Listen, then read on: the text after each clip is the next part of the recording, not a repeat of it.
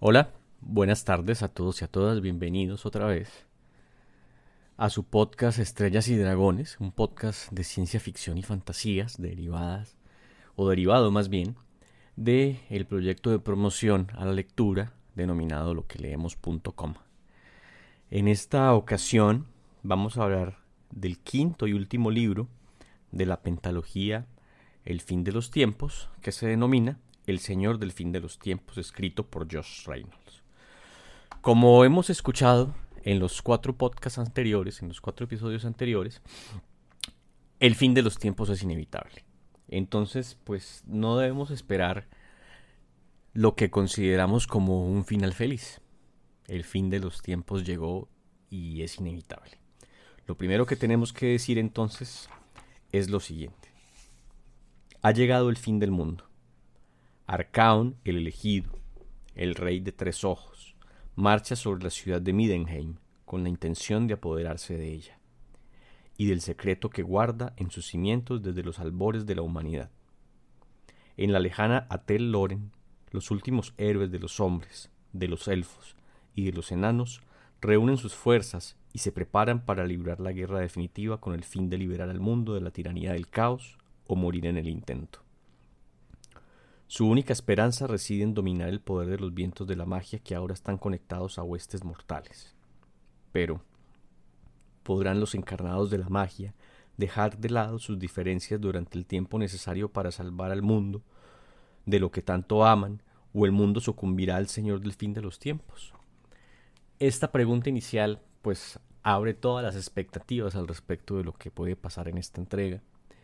Y como ya lo dije, pues no hay ninguna esperanza. El fin de los tiempos es inevitable y no tendremos un final feliz. Esto lo adelanto como forma de spoiler, pero justamente de eso se trata toda la pentalogía, ¿no? Es la manera en que termina la historia de Warhammer Fantasy. De esta forma, en este libro se encuentra, digamos, todo el epílogo de lo que ha acontecido y del futuro completamente incierto.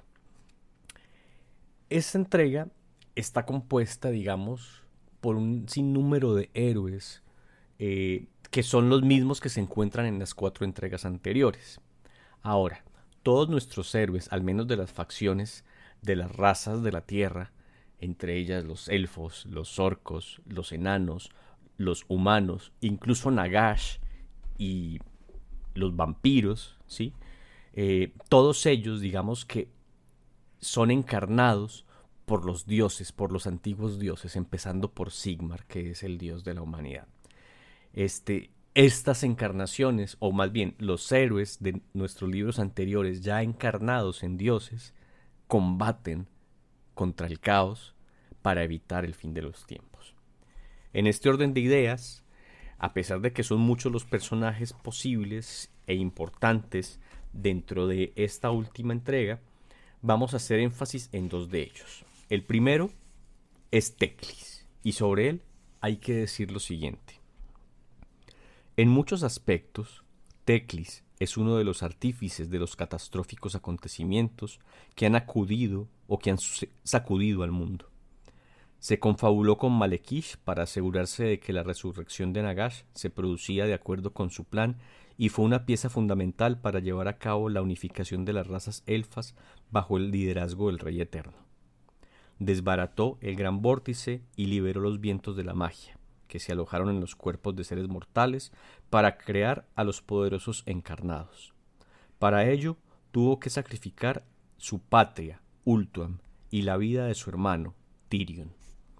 Pero el plan de Teclis, alentado por las palabras de la mismísima diosa Liliath, abarca mucho más de lo que nadie se atreve a imaginar, y durante el desarrollo del último acto, el Señor del Conocimiento tendrá que sacrificar muchísimo más si desea alcanzar su objetivo y salvar al mundo de la destrucción total a manos del elegido.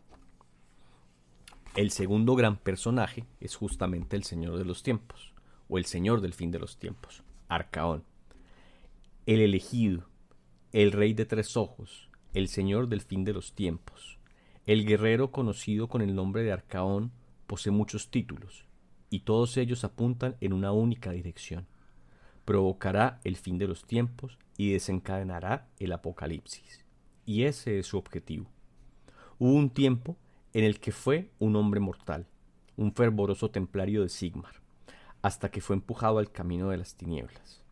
Sin embargo, Arcaón no profesa amor alguno por los poderes ruinosos, ni desea gobernar el mundo en su nombre, como ansiaban sus antepasados, sino poner fin a su sufrimiento y liberar a la gente de la tiranía de los falsos dioses.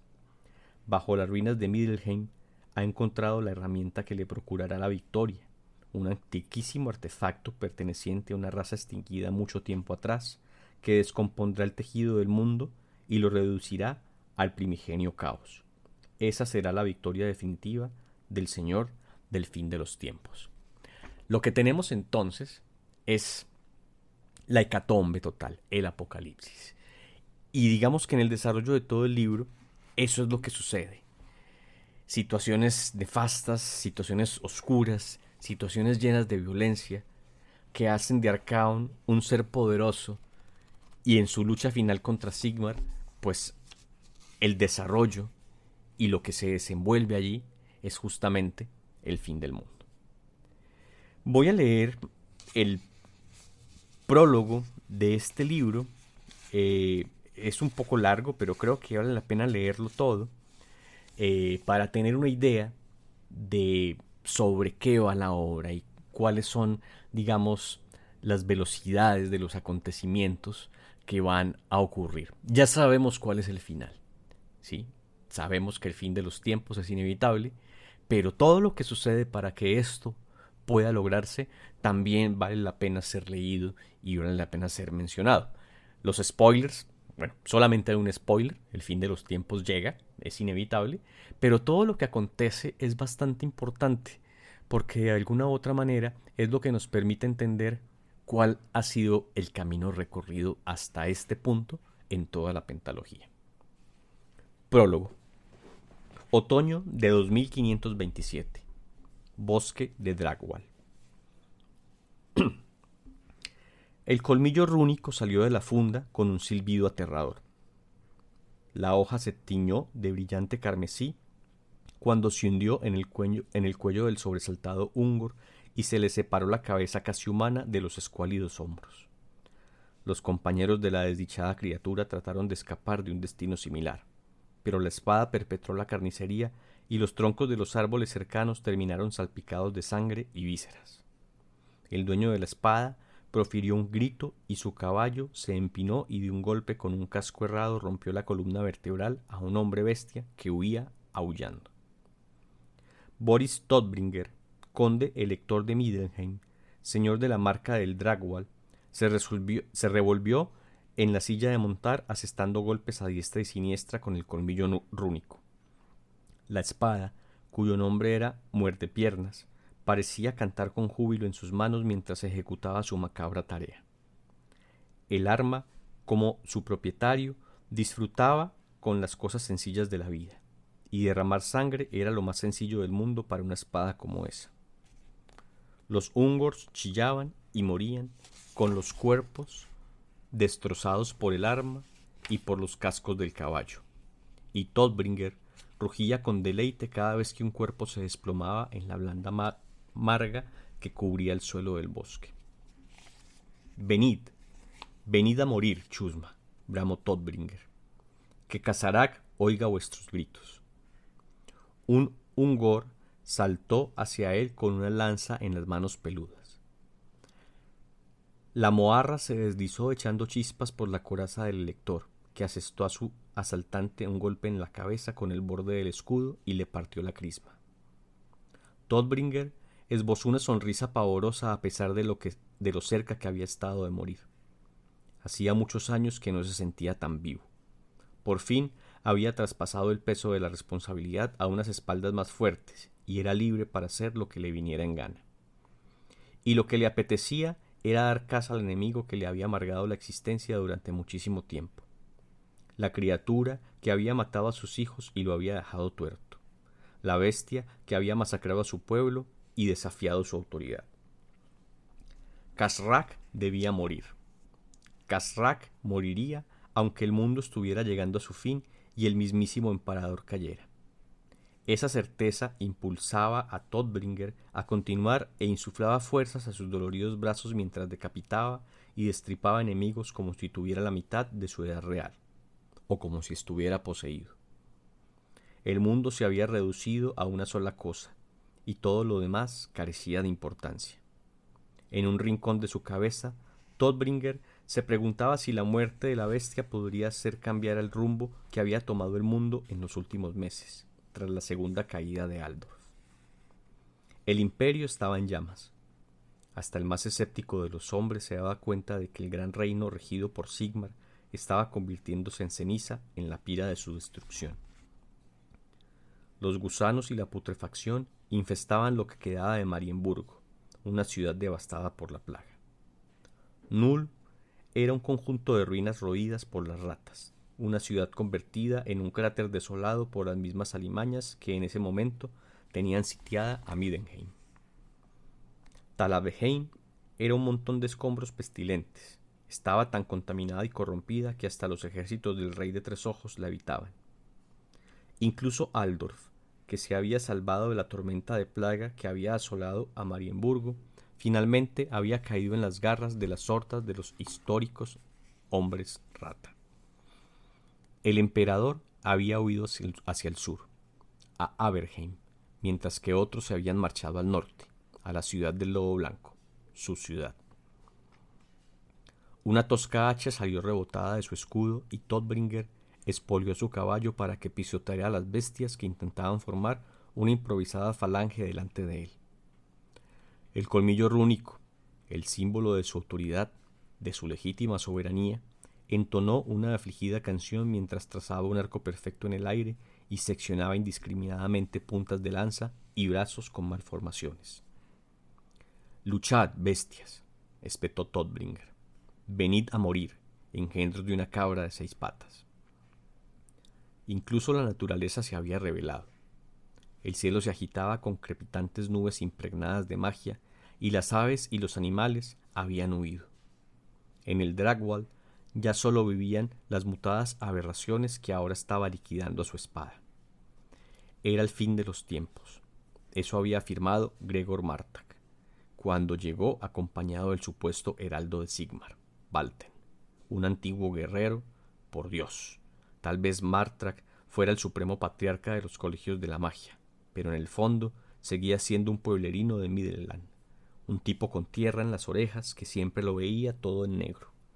Y Todbringer no habría dado ninguna credibilidad a sus afirmaciones si no hubiera visto las pruebas con sus propios ojos. Martak y Valten habían llegado con hombres y con noticias, y su ejército de rezagados, refugiados y flagelantes había superado las trincheras zigzagueantes y las madrigueras de los campamentos de los hombres rata que rodeaban Middenheim. Todbringer los había recibido con los brazos abiertos. Si bien las noticias que traían lo habían sumido en la desesperación, al menos en un primer momento, le habían hablado de la caída de las grandes ciudades, del derrumbamiento del imperio y de la lenta disolución de Bretonia. Tilea, Estalia y todos los grandes estados meridionales también habían quedado reducidos a ceniza en una guerra que en ese preciso momento estaba a punto de destruir lo que quedaba del imperio. El fin de los tiempos. La idea engendraba una incertidumbre en su interior que se manifestaba incluso mientras hacía añicos un escudo. El aterrorizado Ungor berreaba mientras el colmillo rúnico le buscaba el corazón. Todbringer gruñó y lanzó el cuerpo de su víctima contra sus secuaces con un giro de su gruesa muñeca. El fin de los tiempos. Esa era la razón por la que le había cedido sus responsabilidades a las espaldas más anchas de Valten y le había nombrado castellano de Middenheim. Que el heraldo de Sigmar librara la guerra que debía poner fin a todas las guerras. Todbringer tenía su propia guerra, más pequeña, pero de una importancia capital. Si el mundo estaba acabando, había un último asunto que requería su atención, una última deuda que debía saldar. Se trataba de algo puro y justo en una época en la que parecía que se estaban royendo los cimientos del mundo y que el cielo era unas grandes y voraces fauces abiertas. Eso se decía a sí mismo. Un acto valeroso para detener la brutal ola de corrupción que ansiaba infectarlo todo, matar al señor de las bestias y dispersar sus manadas. Una vez liquidadas las tribus de bestias, la guerra en el norte se ganaría con facilidad. Sin su apoyo, los ejércitos del Rey de Tres Ojos perderían su superioridad numérica, y eso bastaría para cambiar el curso de la guerra. O esa era su esperanza. Le asaltó un sentimiento de culpa. No era la primera vez y sabía que no sería la última. Una parte pequeña pero insistente de su cerebro le recordaba constantemente que había abandonado su ciudad, a su pueblo, que los había dejado en manos de unos desconocidos. Solo un Todbringer era capaz de capear la tormenta que había llegado para azotar, según se decía, y tenía la sensación de que su determinación se tornaba en duda, y que esa duda se transformaba en certeza de que había cometido un error. Gracias a Dios que el grupo de Ungors, que ahora estaba liquidado, había salido de la maleza y la duda finalmente había dado paso al júbilo salvaje de la venganza. Los largos días de búsqueda por los senderos invadidos de vegetación del Dragwall por fin habían tenido su recompensa en la forma de hombres bestia. Cuando había divisado a las criaturas semihumanas, no había podido reprimir el impulso de dar rienda suelta a la sed de sangre acumulada durante las semanas de infructuosa búsqueda. Había espoleado a su caballo y cargado al galope contra el corazón de la horda de hombres bestia, haciendo oídos sordos a los gritos alarmados de su séquito.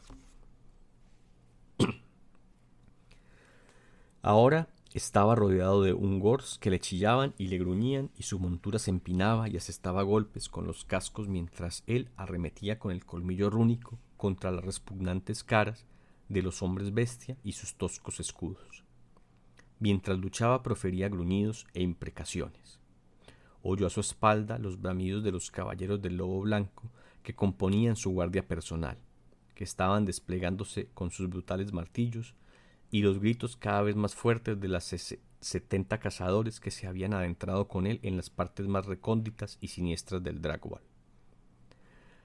La batalla se había convertido en una vorágine en el camino embarrado. A la sombra de los árboles con las raíces podridas y los cadáveres descoyuntados se apilaban por todas partes. Finalmente los Ungors se dieron por vencidos y emprendieron la huida. Algunos se zambulleron de nuevo en la maleza de la que habían salido. Otros se echaron a correr por el camino. Todbringer tuvo la tentación de salir en su persecución, pero tiró de las riendas de su caballo y se dio la vuelta para contemplar la carnicería. «Quiero uno vivo», bramó mientras observaba cómo sus hombres destripaban a las bestias demasiado lentas o arrebatadas para huir. «Maldita sea, necesito que uno de ellos siga respirando para que me diga dónde está su amo tuerto». Sin embargo, ninguno de sus guerreros dio muestras de haberlo oído. Todbringer maldijo para sí cuando se dio cuenta del desastre que había provocado sin quererlo. La disciplinada columna de soldados que había liderado al interior del Dragwall había degenerado en un desorganizado tumulto de hombres enzarzados en una brutal batalla bajo las copas de los árboles. El Dragwall devoraba hombres en la misma medida que lo hacían las bestias que albergaba en sus tenebrosos rincones. Y lo más eficaz para no perder hombres en las sombras y en los falsos caminos que lo infestaban era que no se perdieran de vista unos a otros. Ni siquiera eso garantizaba nada. ¿Cuántos hombres había perdido ya en el bosque desde que fue nombrado conde lector? ¿1000? ¿Más? ¿Cuántos buenos hombres habían entregado inconscientemente a las voraces tinieblas? El bosque parecía cerrarse alrededor del camino lleno de baches. Apenas podía transitar por el camino estrecho y embarrado una columna de 3 hombres de fondo. No había espacio suficiente para formar las líneas ni para llevar a cabo una carga como era debido. De repente reparó en el silencio siniestro que solo rompía el estrépito de las armas y en la impenetrable oscuridad que se extendía bajo los árboles. Era como si el Dragwall estuviera conteniendo la respiración. La inquietud sofocó su entusiasmo y espolió el caballo para ponerlo en movimiento.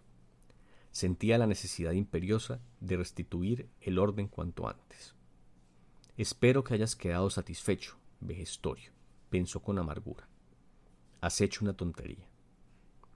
Se puso a bramar órdenes desde el caballo, intentando hacerse oír por encima del fragor de la batalla. En su juventud había tenido una de las voces más potentes de los patios de armas del imperio, pero la edad le había restado fuerza.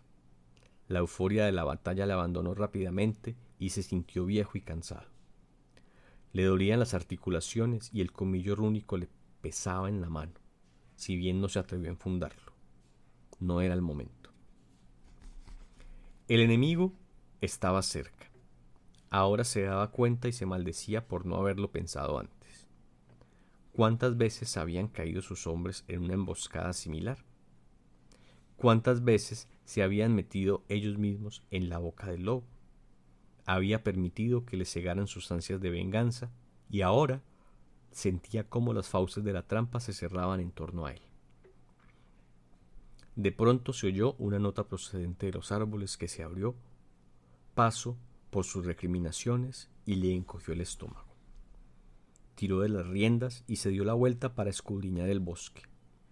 Desde los árboles llegaron más notas estridentes que se alzaron por encima de las copas de los árboles y resquebrajaron la quietud. Sabía que eran los cuernos de caza de las manadas. Entonces, con una brusquedad que desafiaba la realidad, el bosque, tan silencioso un instante antes, tembló con el estruendo de pezuñas que pisoteaban el suelo, el traqueteo de armas y el gruñido de las bestias. Flechas que surcaron el aire silbando desde los árboles derribaron hombres. Todbringer hizo girar el caballo. Tenía que llegar hasta sus hombres. Si lograban formar un muro de escudos, tal vez conseguirían organizar una defensa que les permitiera escapar de la trampa en la que él les había metido. Pero mientras galopaba de regreso a sus guerreros, los hombres bestia irrumpieron desde todas las direcciones y arremetieron contra la dispersa columna de guerreros con la violencia de un rayo. Eran cientos, más de los que podía repeler un muro de escudos, improvisado, o un parapeto de lanzas entrecruzadas apresuradamente. Y los hombres y los caballos chillaban y morían. Todbringer gritó de rabia mientras espoleaba a su montura y embistió a la masa de alborotadas bestias. La fuerza del impacto lanzó por los suelos al enemigo y lo dispersó. Y el caballo pisoteó a los que eran demasiado lentos para quitarse de en medio. El colmillo rúnico temblaba en sus manos mientras lo blandía y destrozaba con él mandíbulas repugnantes y garras que trataban de apresarlo. Por un momento se vio arrastrado por un mar de rostros furiosos, colmillos rotos y espadas oxidadas. Todbringer maldijo, rezó y chilló, devolviéndoles cada aullido que recibía con uno propio al mismo tiempo que hacía una escabechina a su alrededor. La sangre impregnaba el aire y goteaba de su armadura y de su barba. El torbellino de hombres bestia en torno a él era incesante. Una marea interminable de furia salvaje. El conde elector veía con el rabillo del ojo cómo caían sus hombres, de uno en uno, frente a los aceros mugrientos, y sus cuerpos eran reducidos a puré sanguinolento. Un minotauro cargó contra ellos con la cabeza agachada y arrollando hombres y bestias que encontró en su camino, y los cuerpos de los 3 hombres que estaban más cerca de él reventaron con una explosión de sangre y vísceras. La monstruosa criatura lanzó un rugido, trazó un amplio arco en el aire con el hacha y cortó por la mitad a un caballero del lobo blanco y a su rival. Todbringer espolió a su caballo y cargó contra la bestia astada justo cuando ésta se volvía hacia él. El minotauro enfiló hacia él a través de las tumultuosas batallas, con los ojos desorbitados y rojos de voracidad. Asestó un golpe con el hacha y la hoja mellada impactó en el cuello del semental de Todbringer, que murió de manera instantánea. El desdichado animal se desplomó y el conde cayó de la silla de montar y rodó por el suelo para evitar los letales cascos del caballo. El minotauro enfiló hacia él con las aterradoras fauces llenas de babas. Todbringer se levantó trabajosamente justo cuando el hacha caía sobre él. El colmillo rúnico tembló en el puño del conde lector cuando bloqueó el golpe, y la tosca hacha se hizo añicos. El minotauro retrocedió, furioso por perder el arma. Todbringer saltó hacia él y lo destripó. El minotauro chilló y se agarró las vísceras mientras agitaba desesperadamente los brazos hacia él. Todbringer esquivó su torpe ataque y le clavó la espada en el antebrazo. El colmillo rúnico atravesó con facilidad carne y hueso para seccionarle la extremidad, que cayó en el barro a sus pies. El minotauro se desplomó como un árbol talado y su sangre humeante se desparramó por el suelo. Los hombres bestia estrecharon el cerco alrededor de Todbringer, que se encontró acorralado. El aire que respiraba le raspaba los pulmones doloridos mientras se movía y luchaba como nunca antes para tratar de arrancar unos segundos de vida más de las garras del que parecía ser el final que tenía predestinado. Una parte de él siempre había sabido que terminaría así, rodeado por una manada de bestias berreándole y con su estandarte pisoteado en el fango. Martag tenía razón. Era el fin de los tiempos, la era de los hijos del caos, en la que las ciudades de los hombres serían consumidas por el fuego y destruidas piedra a piedra. Los monstruos con cabeza de cabra que chillaban, reían y gruñían en torno a él. Serían los nuevos amos del mundo. Afirmó los pies en el suelo y arremetió de nuevo contra ellos. Con el escudo tiró al suelo al que tenía más cerca y lo finiquitó con facilidad con el colmillo rúnico. Por un momento se quedó solo. Se le desgarró el corazón al oír los alaridos de los hombres de su escolta que quedaban mientras las bestias los pasaban por el acero. «Es culpa tuya, Vejestorio», se dijo. Miró fijamente las caras desencajadas que se acercaban a él desde todas las direcciones. Así que ellos eran los herederos del mundo. Soltó un bufido y no pudo contener una carcajada que resonó con fuerza en el camino antes de que volviera a instalarse el silencio. Agitó los brazos ante sí para invitar a las monstruosas criaturas que se remolinaban en torno a él a que lo atacaran. «Vamos, bestias, perros abominables, cachorros de las tinieblas, malditos canallas. Aún queda un Todbringer en pie. Middenheim resiste. Venid a probar el sabor del lobo blanco». Los hombres bestias saltaron hacia él desde todos los lados, de manera implacable y voraz. Todbringer rajó, tajó y seccionó a las viles criaturas. La horda le devolvió el favor y con sus rudimentarias armas le perforó la armadura y le abrió rajas y tajos por todo el cuerpo. Comenzaron a palpitarle los oídos y el mundo pareció fundirse en negro mientras él resollaba y se tambaleaba. Resbaló en el barro y clavó una rodilla en el suelo. Las bestias se abalanzaron sobre él y Todbringer se preparó para el final. Sonaron unas notas graves y largas de cuernos que reverberaron en el cuerpo de Todbringer. Los hombres bestias se apartaron de él gruñendo y gimiendo como si fueran perros a los que refrenaban para que no mataran a su presa. Algo se abrió paso entre ellos y apareció ante los ojos de Todbringer. «Lo sabía», masculló el conde lector. Khazrak el tuerto había llegado para cumplir su deber. El señor de las bestias del Dragwall era una criatura enorme y musculosa, y debajo de la discontinua armadura se atisbaban cicatrices de viejas heridas. De su cinturón de cuero colgaban cráneos amarillados.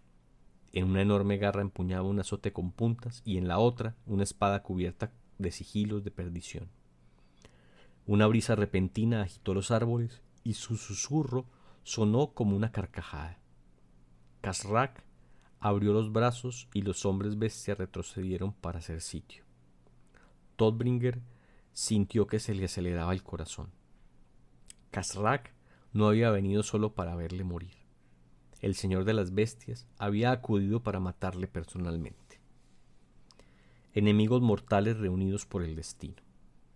La idea hizo que se dibujara una sonrisa amarga en los labios de Todbringer. Alzó la vista. Las nubes semejaban grandes rostros en el cielo que lo contemplaran con satisfacción a través de las copas de los árboles, como apostadores, pensó el conde elector de Middenheim, que miraran como un perro atacaba salvajemente ratas dentro de un pozo. Kazrak vaciló un momento y entornó su único ojo. Todbringer reparó por primera vez en su vida en la abundancia de canas que le blanqueaban el cabello y en el cuidado con el que se movía la bestia. Era como un guerrero anciano que no quisiera malgastar las fuerzas, como él mismo pensó, y de pronto sintió tristeza. A pesar de que la monstruosidad que tenía delante merecía más que nadie morir, había sido lo más parecido a un amigo que había tenido en los últimos años. El hecho de saber que Kazrak andaba suelto le había dado un propósito en la vida, una razón para vivir después del fallecimiento de su esposa, aunque esa razón fuera el odio que le profesaba. Y en cierta manera se sentía agradecido con él por eso, a pesar de que nada lo haría más feliz que cortarle la cabeza. Algunas cosas son como son, se dijo con pesar, y luego sonrió.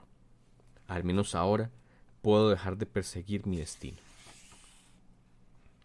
Kazrak desenrolló el azote con púas con una flexión de su gruesa muñeca. ¿Cuánto tiempo hace, vieja bestia? ¿10 años? ¿20? Preguntó Todbringer al señor de los hombres bestia.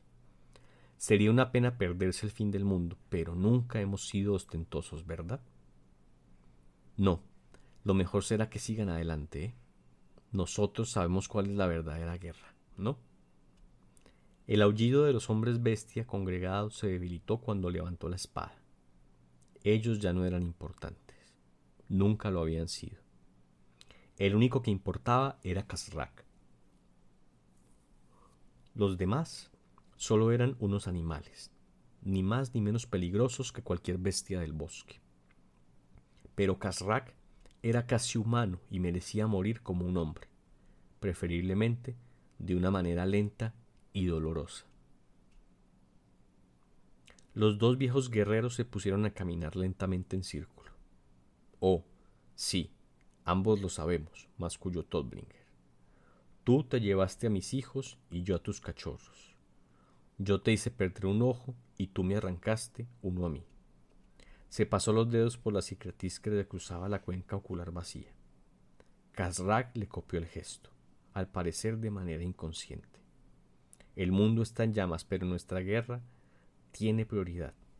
Nos lo hemos ganado a pulso. ¿No crees, vieja bestia?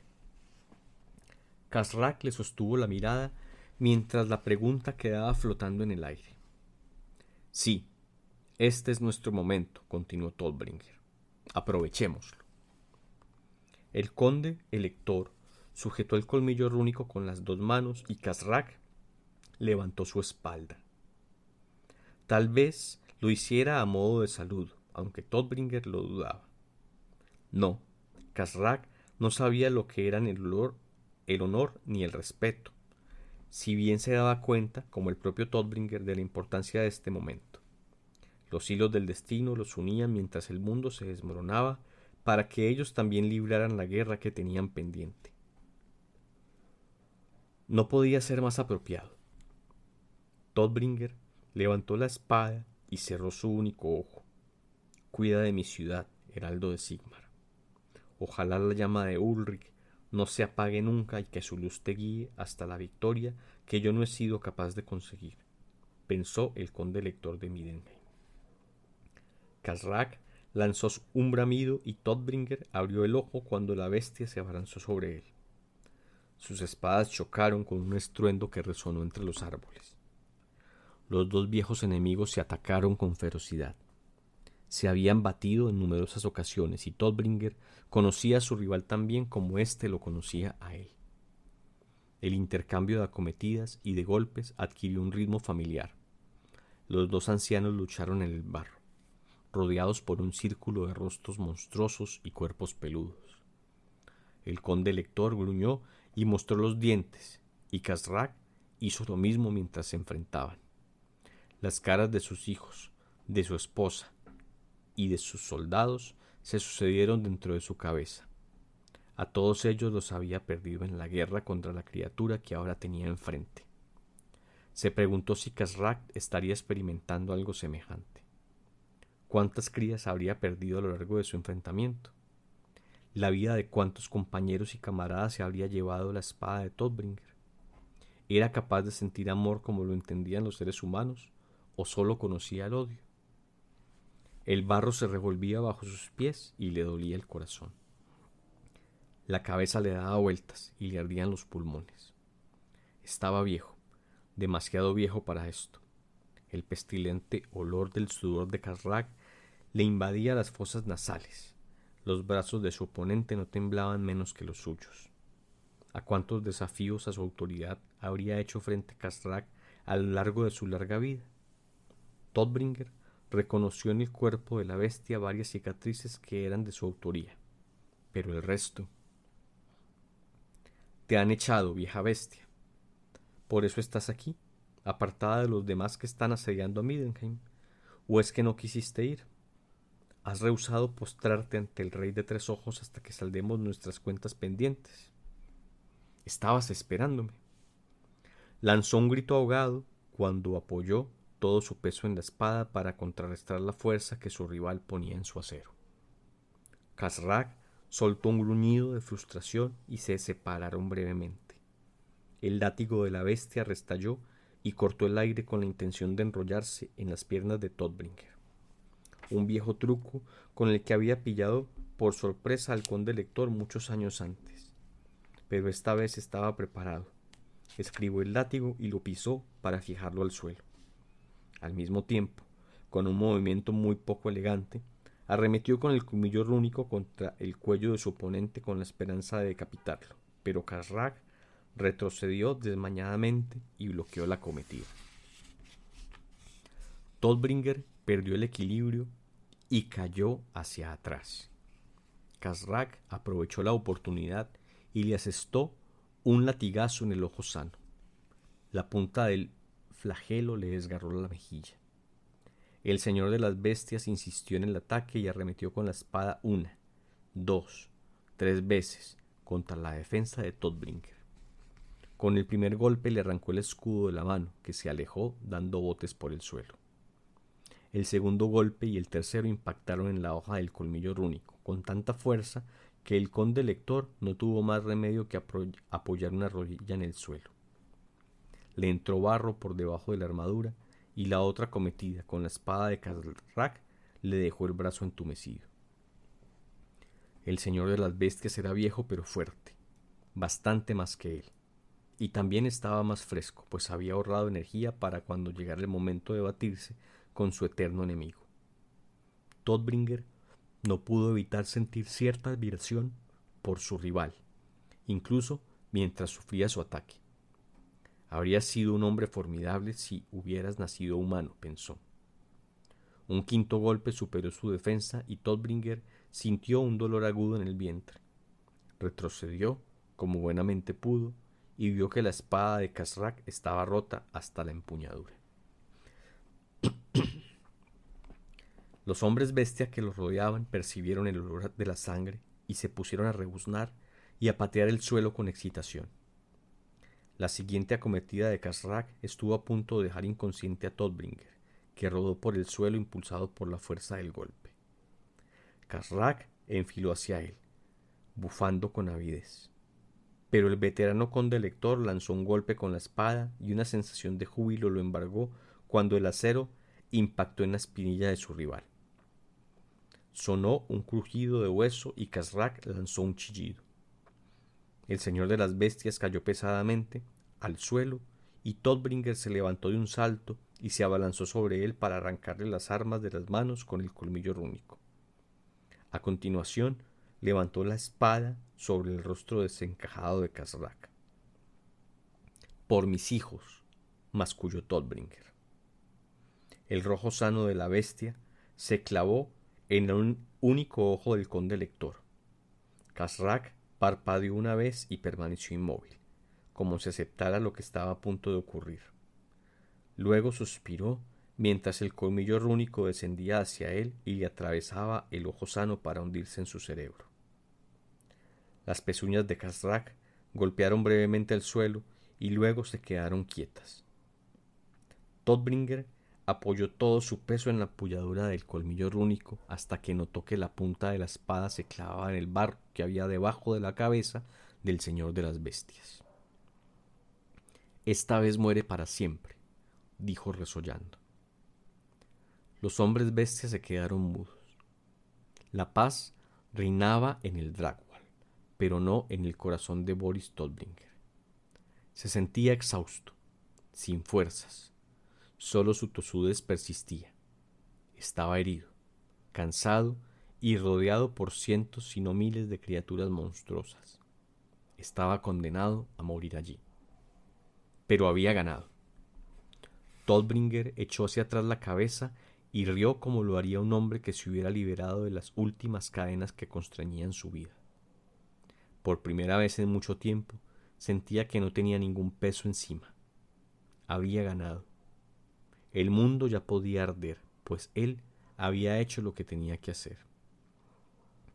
Miró de nuevo a Khazrak, lanzó un escupitajo lleno de sangre a las facciones flácidas de su viejo enemigo y extrajo la espada de su cabeza. Los hombres bestia ya habían comenzado a acercarse a él gruñendo y con intenciones vengativas. Todbringer sabía que iba a morir, pero por Ulrich, su nombre sería recordado cuando todo esto terminara.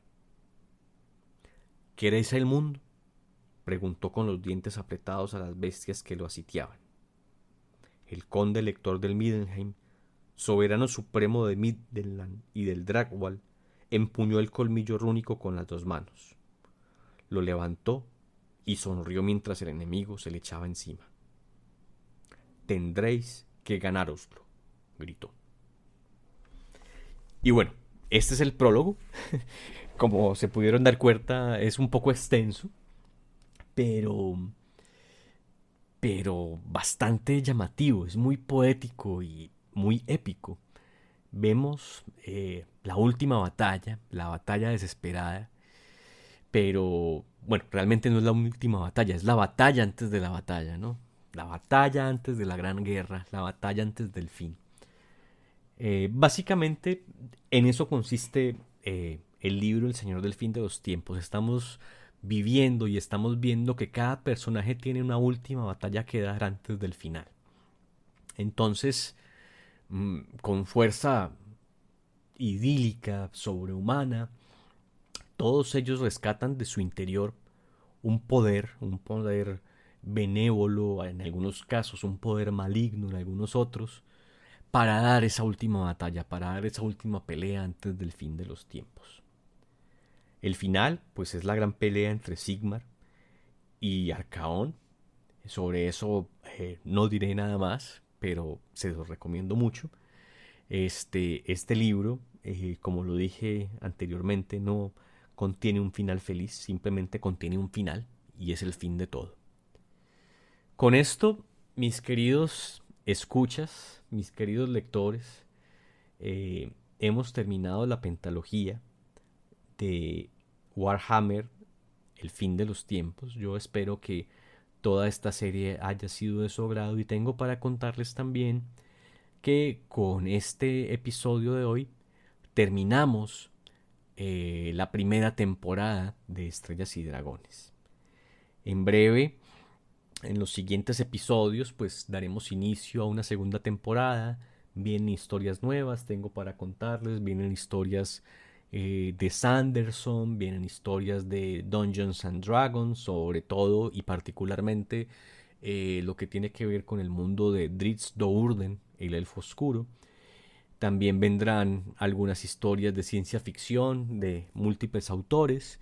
Y bueno, espero, también iniciar con una gran saga, pero en este caso será una gran saga sobre Warhammer 40.000 y que espero abordar iniciando con la herejía de Eurus. Ya les contaré de qué se trata todo eso. Será parte de la segunda temporada de este canal y espero y me encantaría que siguieran escuchando. Si tienen la oportunidad de comentar en las redes sociales, ya saben que estamos en Instagram como loqueleemos.com, estamos en WordPress como loqueleemos.com, también estamos por ahí en TikTok como loqueleemos.com, estamos en YouTube. En YouTube está combinado los dos podcasts, el podcast de loqueleemos.com con el podcast de Estrellas y Dragones. Recuerden que nos pueden escuchar en todas las plataformas. Spotify, YouTube y Deezer, todas las demás. Y bueno, me despido agradeciéndoles mucho por escuchar, agradeciéndoles mucho por prestarle un poco de atención a estas palabras y finalizo invitándolos a seguir leyendo. Tengan unas felices lecturas en este año 2025. Les dejo a todos y a todas un fuerte abrazo y nos vemos y nos escuchamos en una próxima ocasión. Hasta luego.